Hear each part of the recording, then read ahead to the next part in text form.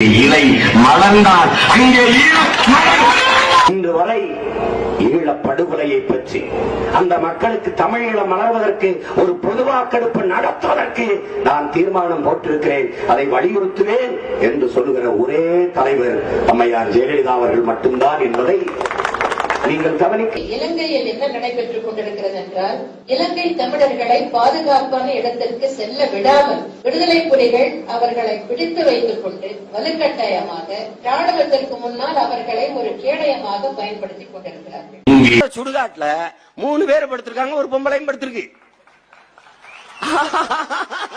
அந்த இடத்துல ஒரு ஆள் படுத்திருக்கு, அம்மையார் ஜெயலலிதா. உங்களுக்கும் அவங்களுக்குமான, அதிமுகவுக்கும் உங்களுக்குமான உறவு எப்படி இருக்கு? நமக்கு எதிர்வர்ற இல்ல, நீங்க எந்த அவங்களும் நம்ம ஆதரவை எதிர்பார்க்கல. நமக்கு வலிமை இல்ல, நம்ம எதை வச்சு நம்ம எதிரியை அடிக்கணும் போது வலிமையா இருக்கிற அதை ஒரு ஆயுதமா பயன்படுத்தி அன்பு சகோதரி புரட்சி தலைவி யாருக்காவது இந்த ஊழல் வழக்கை பற்றி, இந்த சொத்து குவிப்பை பற்றி, ஜெயலலிதா அம்மையாரை பற்றி குறை சொல்ல தகுதி யோக்கிய உண்டுன்னு சொல்லு.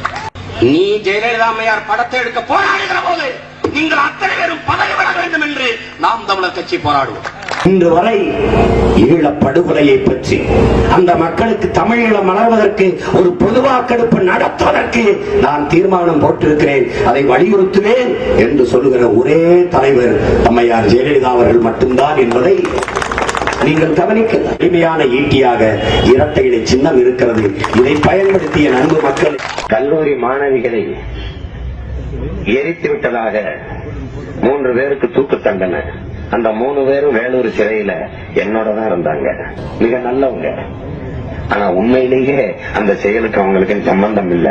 இதை நீங்க நம்புறீங்களோ இல்லையோ, நான் சொல்றதை நீங்க நம்பித்தாகணும், ஏன்னா அது சத்தியம். அவங்களுக்கு தெரியாது அப்படி ஒண்ணு நடந்ததே. என்ன நியாயமா நடந்திருக்கு தெரியுமா? வெறும் பேருந்து தான் நின்றுருக்கு, வெறும் பேருந்து தான் அப்படின்னு நினைச்சு யாரோ சில பேர் பத்த வச்சு விட்டாங்க. அதான் உண்மையிலே நடந்தது. அந்த எரியும் போது, பத்த வைக்கும் போது வெறும் பேருந்து தான். ஆனா பேருந்து எரிஞ்சு இருக்கும்போது காப்பாத்த ஓடி வந்த 3 பேரும் இவங்க 3 பேரும் நின்னதுனால இவங்களே அதை எரித்தவர்களாக அடையாளம் காட்டப்பட்டு இன்னைக்கு மரண தண்டனை வாங்கி சிறைக்குள்ள இருக்கிறார். பேருந்தில் செல்லும் பொழுது தருமபுரி மாவட்டத்திற்கு பக்கத்தில் ஒரு இடத்தில் மறித்து இந்த பேருந்தை தீ வச்சு கொளுத்துகிறார்கள். அனைத்து இந்திய அண்ணா திராவிட முன்னேற்ற கழகத்தைச் சேர்ந்த, அவருடைய கட்சியைச் சேர்ந்த தொண்டர்கள், தலைவர்கள். அந்த மாணவிகள் கதறுகிறார்கள், எங்களை எல்லோரும் இறக்கி விட்டுட்டு பிறகு வேணால் பேருந்தை நீங்கள் எரித்துக் கொள்ளுங்க என்று. அதற்கு கூட செவிசாய்க்காமல் அவசரமாக அந்த வாகனத்தின் மீது எரிபொருளை வீசி 3 மாணவிகளை உயிரோடு எரித்து கொன்ற செயலை செய்தது ஜெயலலிதா தான்.